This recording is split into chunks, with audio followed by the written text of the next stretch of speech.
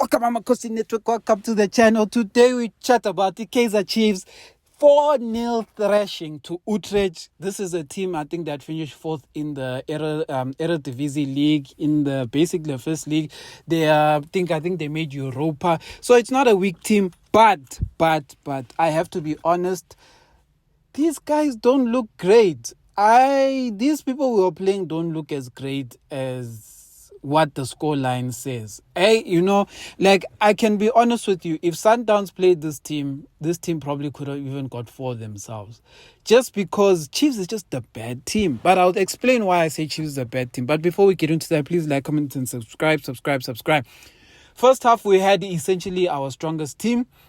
We had this time a proper left back, which now it's clearly, I feel from looking at the second half, Frasler may be one of the better left backs, even the best right back probably. It's a crazy thing, but Monyani played well.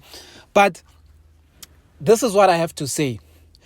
The problems of last season are the problems of this season. Let me repeat. I want to repeat it so in Lebezezwa and we hear this part properly.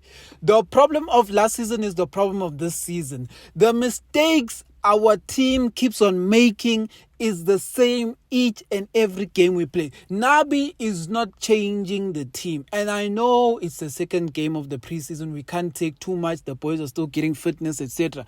But previous game, we conceded an early goal in the second half. This game, we conceded an early goal in the first half.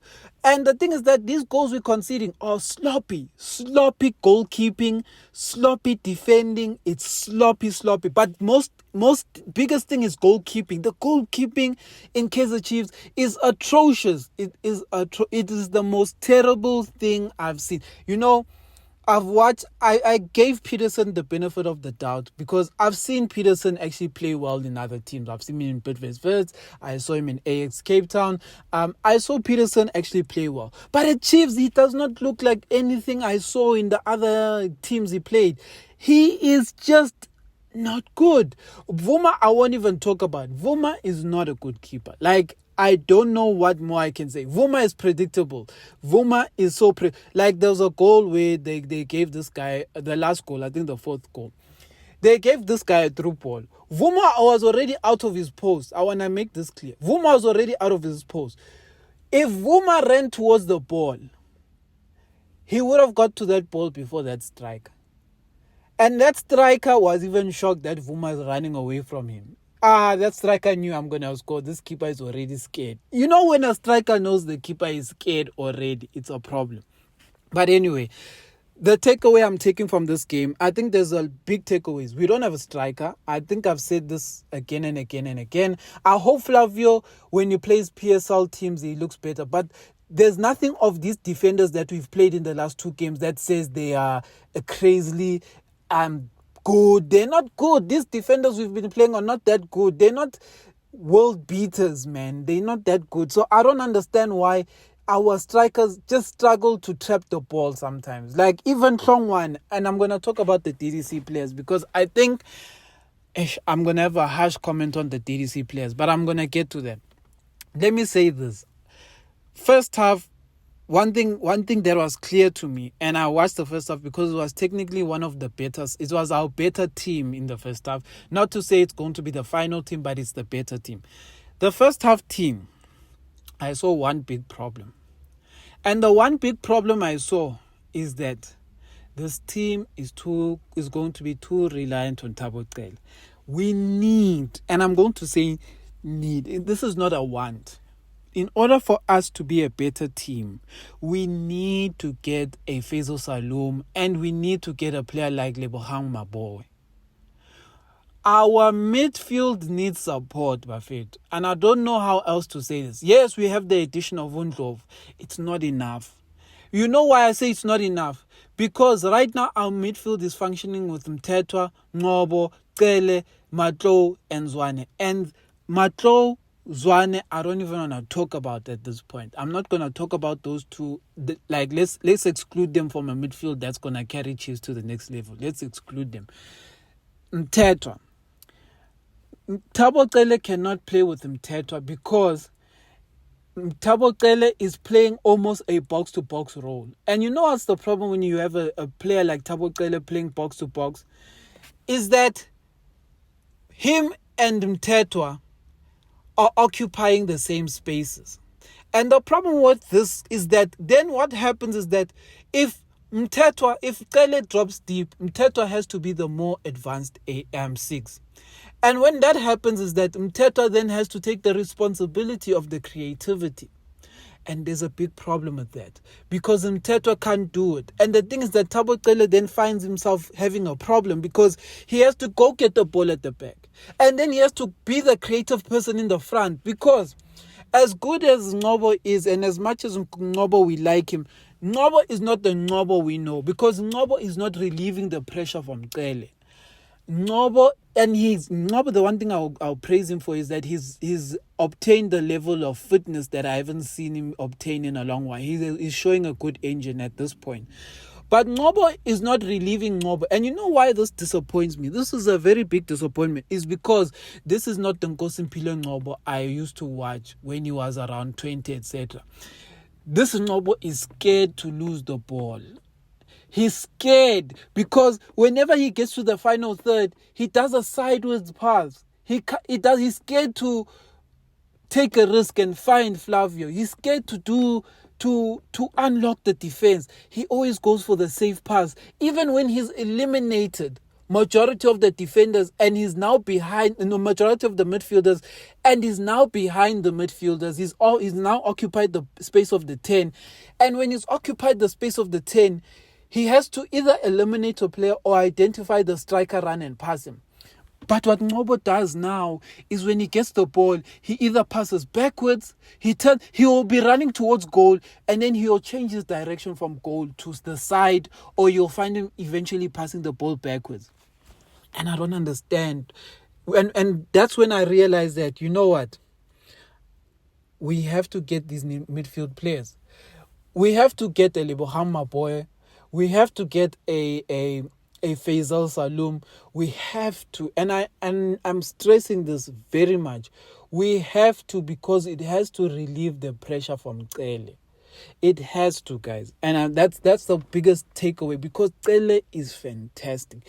You know, in the first half, I identified two Chiefs players who didn't feel this Utrecht team. The two Chiefs players were Lilepo and Qele. And you know what's the funny thing about those two players? They are overseas-based players, meaning that these guys understand these guys. They come from overseas, they understand these guys, they know how to beat these guys, and they don't feel these guys. Lilepo at times disappointed me because Lilepo has pace and at times he didn't trust his pace, which is weird. Maybe he's still running into fitness. I saw in the previous game he didn't play, so maybe it's a fitness thing. But in the first half there were moments where he was meant to take on the player and he got scared and passed the ball back, and I was like, hey Lilepo, take him, attempt a few times of taking this guy on, and if you win, you know good, I can take this guy on. But he struggled in the beginning, but towards the end of the first half, he started doing those things, like taking on the defenders, like taking the initiative. And that's what I want. I want Lilepo to take the initiative from minute 1 to 90. I want him to understand that he is part of the creativity and you mustn't wait for someone to do the job for him. He must be willing to take up that job. It must almost be like he must have the star player complex where he says, I have to make it happen. And I need that from Lilepo. But yeah, other than that, Shinga, no, it wasn't the greatest performances. Like, I won't lie. It wasn't his best performances. He lost the ball a lot of times. Yeah, it wasn't great. But I'm not going to judge him on that. Monyani, yeah, it wasn't bad. Monyani combined well. I won't lie, Monyani gives you confidence at the right back. I think the right back is slowly getting there, especially if our right back doesn't get injuries. I think with Frosler and Monyani, we will have a good right back pair. We don't need Solomons anymore, to be quite honest. The left back, we need Marco back as soon as possible so he can support Shinga. What can I say about Mdusha Balala? Casual. Mdusha Balala finds himself in a position where he's one-on-one with the defender. He slows down his pace, almost to walking pace. But the funny thing about Mdu Shabalala is that the moment he slows down his pace to walking pace, which makes me laugh, is that he doesn't have quick acceleration. So then he makes a move to take on a player, and because he's not fast in his acceleration, the guy just easily just stands in front of him and takes the ball. And I'm like, do you understand what your I feel like I must go back to last season and show him to the game where he scored that amazing solo goal, and I must ask him, good, when you scored this solo goal, did you slow down, or did you use your speed to take advantage of someone standing, someone being in a standing position? But no, Mdu basically levels the playing field because he slows down his run to a point of walking place. Then he wants to dribble you, but when he dribbles you, he kicks the ball in front of himself, and then it's like, then if you kick the ball in front of yourself, you have to be a player who's fast in acceleration. But Mdu is not. Anyway, the one thing I will highlight, and now I'm combining first half and second half, is there were not enough shots from our attackers. Like, there was very little shots. Our wingers would get into advanced positions and the ball would end up by Aiden McCarthy. Let me go to Aiden McCarthy. I feel for Aiden McCarthy, he's showing good touches, but you can tell he's not ready. But he has the right mentality. And that's what I like about Aiden McCarthy. He wants to be ready. He's forcing himself to be ready. He's putting himself in difficult position. So you feel like if Aiden McCarthy just gets more game time under his belt, like proper game time, he may become a really solid player. But because he's at Chiefs and Dudley is coming back, I don't know where he's going to get this game time. Let's go to the second half. Second half was... we started with the first team in the second half, and the true reflection is that the team that started in the first half still conceded the 2 additional goals. So that was our strongest team. Our strongest team basically lost 3-0. Our weakest team basically lost 1-0. That is in essence what happened. Let me talk about Hlongwane. Hlongwane, I have to be honest, the unfortunate thing about Hlongwane, and I'm going to say this about the DDC players, but the unfortunate thing about Hlongwane is Abo Hlongwane won't be able to shine, right, until we fix important positions in our team. And that is, until we fix the goalkeeping position and that midfield position, it's going to be very tough for Hlongwane, because our strikers don't get enough ball, and this includes Flavio, who I don't rate, but this includes him. Flavio and Hlongwane don't get enough chances. They don't get enough chances to score. They honestly don't. The ball doesn't really get to them in positions where they have like a nice open space to take a shot. The ball always gets to them to a point where they still have to take on an additional defender or 2 to get in an advanced position. Like, our midfielders are failing to find the pass that releases these boys, because Flavio made runs in the first half that Abo Lilepo were just not giving him the pass for. So then you then want to judge Flavio, but he made the runs. His teammates just didn't pass him the ball properly, because there was a moment where Lilepo took on so many players. He got to the point, Flavio made a great run, Lilepo overhits the pass, and then Flavio doesn't get a chance to take a shot. And if he did, maybe he scores. But you see, that's the unfortunate thing, is that, and that's going to affect Hlongwane as well, because Hlongwane is in the same position. Hlongwane finds himself having to do a lot of stuff to a point where he starts making stupid mistakes. And that's what his game was about. He didn't look ready for the first team. He didn't look ready at all. But it's also because of the midfield that we are playing with. They're not giving him the ball on a platter. And that's what he gets at DDC. At DDC, he doesn't have to work for an opportunity. At DDC, the opportunities are all about him finding himself in that position and the team feeding him the ball there. And that's not what he's getting in the first team. He's honestly not getting that. But yeah, second half, I'm not going to talk about Zwane and Mato. There's not much I can say about them. Cheslet is a big discussion point. Cheslet is worrying. he had very good opportunities to show us what he got in the second half, and he failed. I have to be honest, he failed. There was a moment he was one-on-one with the defender. We had a striker making a run. I think it was Hlongwane. All he had to do was release the striker, but he got, what can I say? He got erratic, and he basically passed the ball into the defender's legs. So then I think he even got a chance to shoot at goal. I think he missed that, etc. But the one thing I want to say about Chislett is that I said this in the video when we signed him the first time, or when we were linked to him. I said the one thing I want to see, I know Chislett has free kick goals, and I know they just show him the moment he's in the box and he takes a shot. So I said, because he plays the number 10 role, the one thing I want to see from Chislett is I want to see his creativity and movement, and his ability to take care of the ball as a 10 and be creative on the ball. And he's lacking that. He is honestly lacking that. He's lacking the movement sometimes. He's running, yes. You can see him running. But his runs are not impactful. Like, they're not impacting the game, and he's not there yet. And you know, it's the thing, a lot of people will be like, yes, he's not used to his teammates and stuff like that. But the mistakes he made weren't not used to teammates' mistakes. The mistakes he made in this game were Chislett mistakes. Like, it's a player's individual mistake. It's not a team mistake. It's a player mistake. It's not a thing of your players not availing yourself. It's the mistake that you are just not doing the right things in the game. So unfortunately, it's that. The second half, there was not too much to write home about.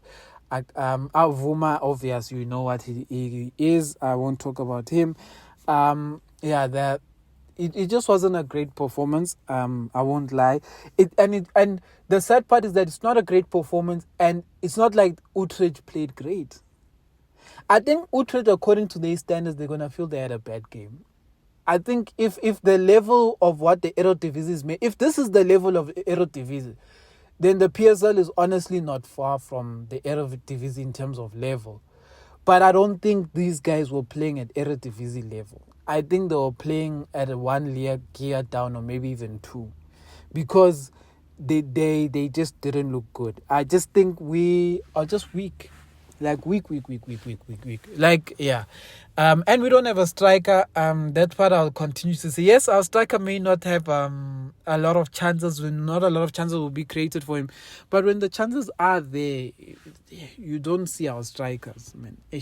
But yeah, all I would like to say is that I think if we don't sign additional players, and I'm not even going to talk about if we do get Luke Badman and we do get Velibai, I'm going to make this statement.